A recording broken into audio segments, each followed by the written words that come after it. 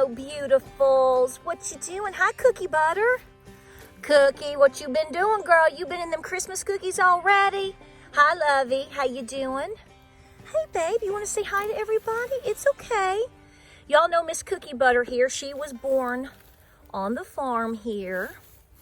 And when she was born, she was as light brown as it gets, like a Jersey, because her mama here is part Jersey. Look here. Yes, thank you, sweethearts, my baby. So you got mama and baby. And then you got trouble over there, Miss Daffodil. Okay, so when I come up into this area now, by the way, wait a second. Good afternoon. Give me a hug. Welcome back to Appalachia's Homestead. I got to be a little careful when I'm filming because I'm going to tell you what.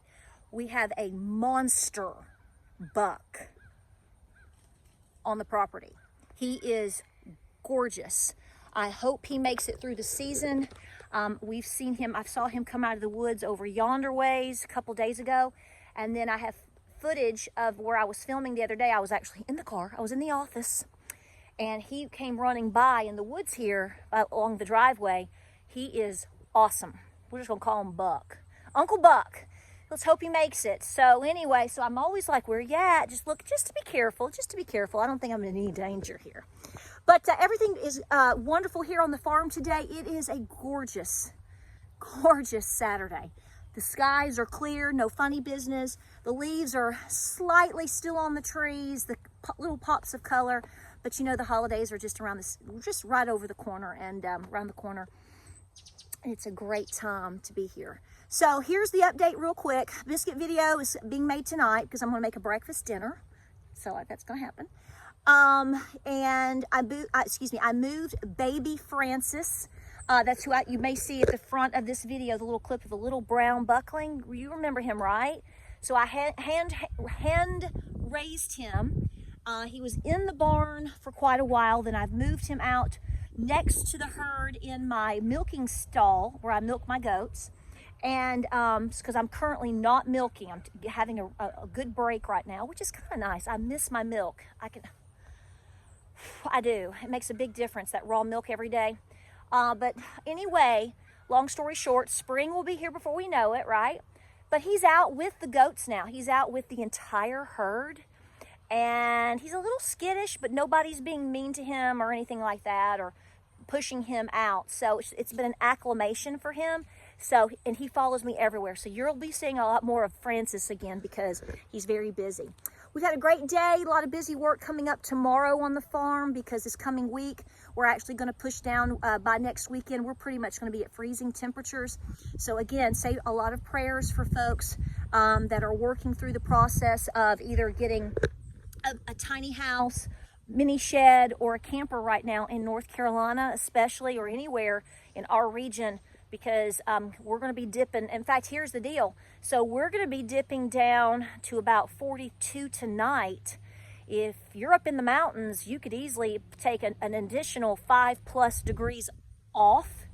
They're already pushing freezing, and it's going to get worse by next weekend. So I just want to let you know, temperature-wise, where we are. So there's a lot of great organizations doing things with that. So I just want to say, if you're contributing to, say, maybe Cabins for Christ or different things like that, you're doing the right thing because, well, guys, wintertime will be here before we know it. Okay, beautiful. Come say hi to everybody, Mama. I know, honey. You're so, you've been busy, honey. Have you been busy, girlfriend? Do you guys remember Vinny from last winter?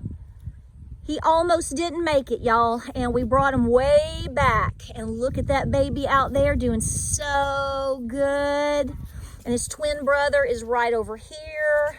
Mike and Vinny, that's my Jersey boys, and they are doing great.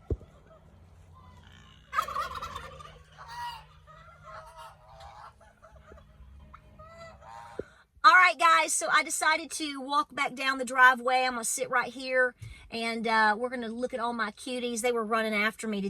I tried to film it. I couldn't get my camera flipped around fast enough to film the whole thing. But Lovey and Cookie Butter were running and bucking. It's almost time for feeding time. Their bodies are used to this time frame in terms of them being fed in the evening and stuff. So they are like, let's go. She's going to do it. Well, we're going to hold off just a little bit longer. But since it's 2:30 right now, they're used to it being 3:30. And I like to do my evening chores now, see, in the summertime, it depends upon the time of year. But lately, we've been trying to kind of do our feeding time close to around 5 or whatnot. Doesn't mean everything is done. It just depends on the day and the weather. I try to keep my animals out as long as possible, the ones that I may put up or whatever, or bring in or whatever. But I try to push that with as much daylight as possible or good weather as possible. But the time changes certainly had a lot to say about that. So we're in that transition. So some of you, real quick, asked me about my new glasses and my contacts. Yes, I got new contacts finally. That's no big deal. They're working out pretty good. You'll probably see me in my glasses. Now, the ones I have on my head are just my little readers. I have to have them pretty much 24/7, even with my contacts. This is where I'm at, guys. And then I did get my new glasses. I got them at Costco. Real quick, do what works best for you. But let me tell you, so I had to be put into those progressives last year. And so that's why those little red glasses I wear are kind of a plummish red. They're a little bit bigger because I have to have a larger frame for my lenses. I don't like them being that big. I like a smaller frame. Let me get out of the sunshine. I like a smaller frame for my face. They're more comfortable, but I can't really do that. So I found the ones that you see now, I got them at Costco. I believe they were $59. The frames were $59.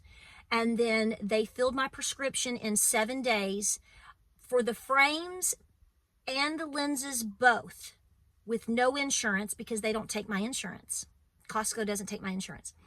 We have iMed, and so I had to pay out of pocket. And do you know? So I got quoted there, and then I compared to what I paid last year for for another pair of frames that I don't really like, and the lenses. Those were between $600 and $700 last year after my insurance. With zero insurance at all this year, just like 2 weeks ago, I got my new glasses, the dark ones that look kind of a tortoise shell with the turquoise, with my prescription for right at $200, like $198. I'm not joking. Seriously. So just letting you know, if you've never gotten glasses or a prescription filled at Costco, you might want to at least go in, if you're a member, and have them quote you. You might be pleasantly surprised because it blew us away. And I do like my new little frames. Again, I wish they were a little bit smaller, but I can't do that if I want to be able to see like I need to. Some of you have been asking me over the last day or two if I knew about the reports about the Venezuelan gangs here in Tennessee. The answer is yes.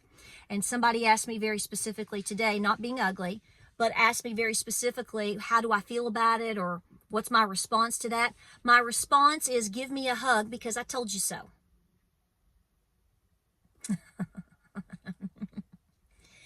We have been sitting here on my driveway, at the Home Depot, at the Dollar General, in my kitchen, up walking, talking, milking goats, whatever. And I have told you guys repeatedly, we have a serious problem in this country when it comes to the danger that is now upon all of us because of what has been allowed to happen by the current administration.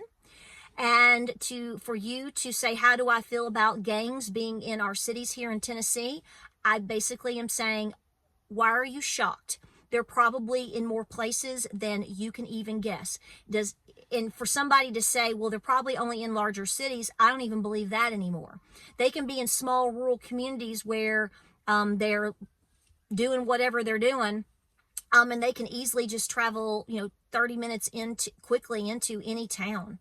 I mean, so realize what I'm saying to you. If you live an hour outside of a large town in a much more rural setting, that does not mean that you're not going to have problems. Now, I'm not predicting there's going to be a problem.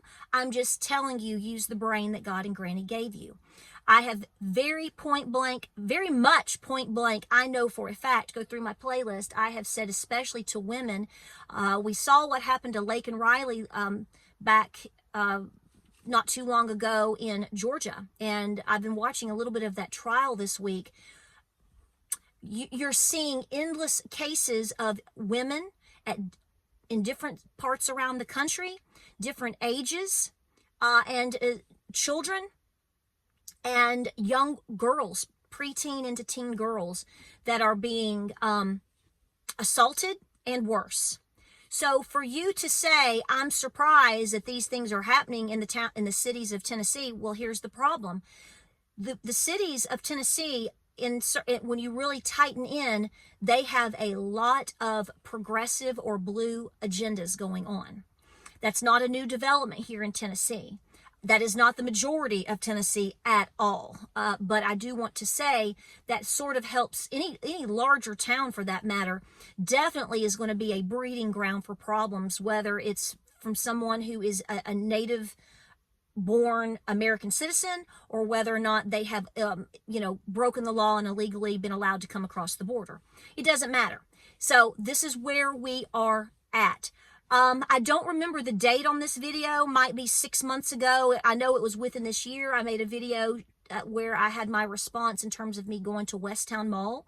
If you've watched this channel for a while, or maybe you're new, I don't know, I'll just tell you, you know that I was born here I don't live in Knoxville, but I was born at UT Hospital, University of Tennessee, in Knoxville. Grew up in Knoxville my entire life.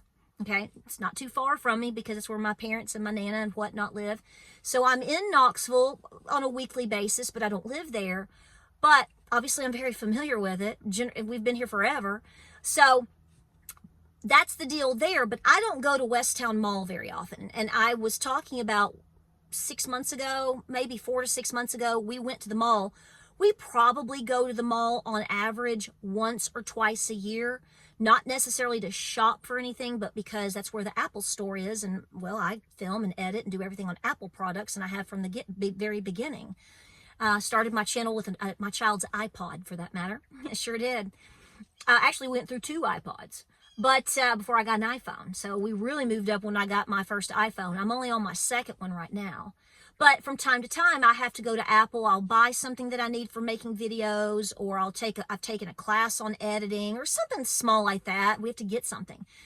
My point here is I don't go to Westtown Mall, which I grew up going to Westtown Mall probably 2 or 3 times a month. I mean, we always went to Westtown Mall. If you're from East Tennessee, you went to Westtown Mall. Remember Easttown Mall, right? Got married at Easttown Mall to James. True story. Told you that already. But I made a video going a couple months ago, and I was called a bunch of horrific names because of my response, if you will, to what all I was seeing with groups of men, military-aged men. They're not from here. And they were all at the mall. And then, what was it? A couple of weeks later, we had the whole incident with the gentleman and the pickaxe scenario with another gentleman on the same road that the mall's on, and he's not from here. Is that a nice way to put that? So, long story short, when we've talked about the safety of women, when we've talked about what has been happening on purpose with completely deliberate the past 3 years of all of the illegal activity coming across the border, I kind of see it as a conclusion of these things are everywhere. I'm going to move up. Now, that's better. Now you're going to ask me, so what do you do? It's the same advice I've been giving you. James and I both have sat here and said the same thing over and over. Anybody with a brain at all, or a couple of cells just kind of clicking in between your ears, they're going to tell you, you need to be smart. I would avoid going into large towns, cities, as much as possible. If you go, you need to go during a smart time period, daylight clearly. You have to pick and choose what works for you. If you don't have to be there, then don't go. When you do go, don't go by yourself. If at all possible, take your husband, take your son, whatever. It just depends on the scenario. But like I said, we've known for quite a while there's stuff going on. Specifically in the Knoxville area, I've been told, do not quote me, but I've been told by several people that if you go over towards the airport into the Maryville area, which I'm there sometimes, there's issues going on over there. I haven't seen that, but I'm told by several sources that that has been the case for some time. Here's what I'm trying to tell y'all. It doesn't matter where you live at this point. When you bring, we don't even know how many, so let's just be cute, 10, 15, 20, 30 million people across the border. I mean, even if just 1 to 5% is bad news bears, how many people, particularly how many men is that? So my point is do the math just quickly and go, there's probably some shenanigans going on around here and I just don't know it. So it doesn't matter. You need to protect yourself. This is why you being fully trained is really important. Ladies, how long have I been saying for a long time, please consider taking some self-defense classes. No, I don't think that you're going to come out fighting lions and tigers and bears like Black Widow, but you're going to have a whole lot more situational awareness, and one skill set could save your life. Problems and things happen in a societal breakdown or a potential economic collapse or an economic collapse or massive change up regardless. So then you throw all of this on top of it. It's a recipe for disaster, all by design. Now that we have the new administration coming in January, yes, that's going to compound a lot of things potentially in terms of your safety. What have we been talking about? Again, pick and choose the best time, the safest time for you to go do the things that you need to do. Please try your best to consolidate your errands and don't go alone. Have situational awareness in terms of things around you, your neighbors, down the street. We have a home that it's a turn of the century little house that's not too far from me. And it's on private property. And the family still owns it. They don't live there because the house, while it's not in horrific shape, obviously it needs a lot of maintenance and things done to it due to age. And they've chosen not to do that at this time. They can't afford it. So the house is closed up. The property is well maintained. They found out just recently that a woman was squatting in the house, and they had to take action with that. So my point is no one knew that because they're not there every day. It's on the other side of the property. They mow it and check it probably once every week or two or whatever. Well, now that we are moving close to wintertime, a lot of people have mowed. They mowed a couple weeks ago and they were done. Well, guess what happened? So my point here is anything can happen anywhere that you are, but at the same time, this entire situation has been compounded. How is this going to shake out? What's going to end up happening? I don't know, but I will tell you,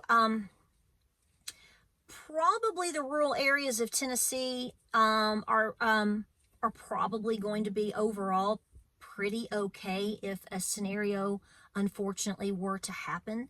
Most people that live out in the country past the city limit signs where there's a honky-tonk near the county line, we can defend ourselves pretty good.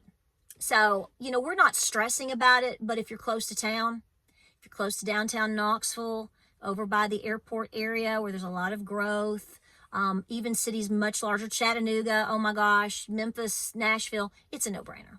So how do I feel about it? Tell me something I don't already know. And for the handful of people that called me horrific names for bringing this to the forefront within this last year, specifically in the Knoxville area, well, I love you. God bless you. You can go suck an egg. Because give me a hug. I want you safe. We told you. And let me say this real quick in closing. These people, these types of people, they don't care about you. They're not going to ask you who you voted for, sweetheart.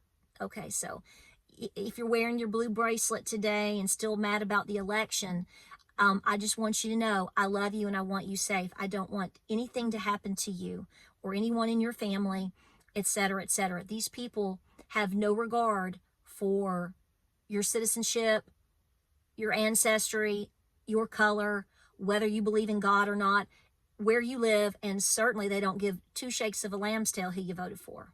So you need to use situational awareness. You better be darn good at understanding how to protect yourself as best as possible.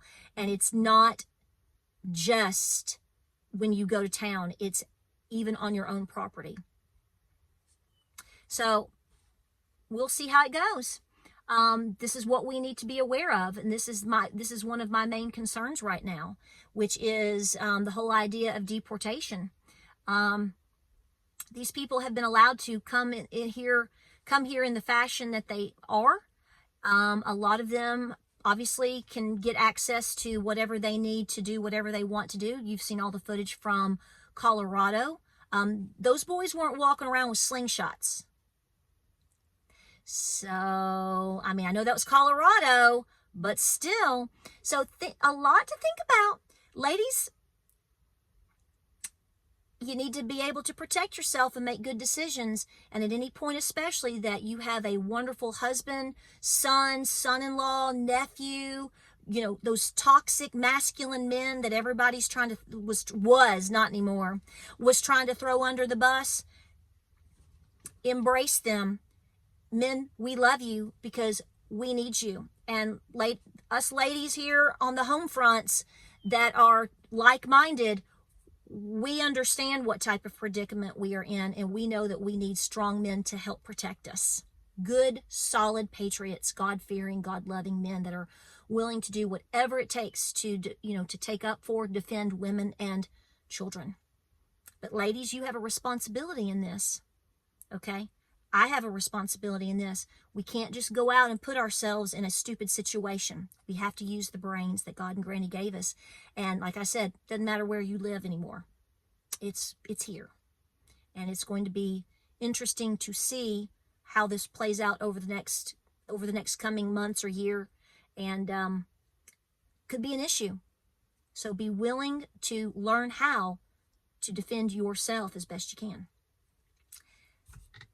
Broken record, same message, a different video, another day. It's just the fact that it continues to prove itself now, doesn't it?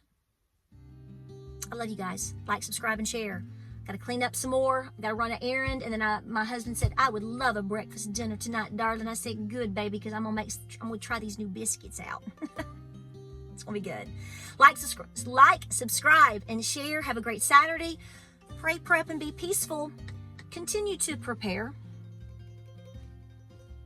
The conversation that we just had,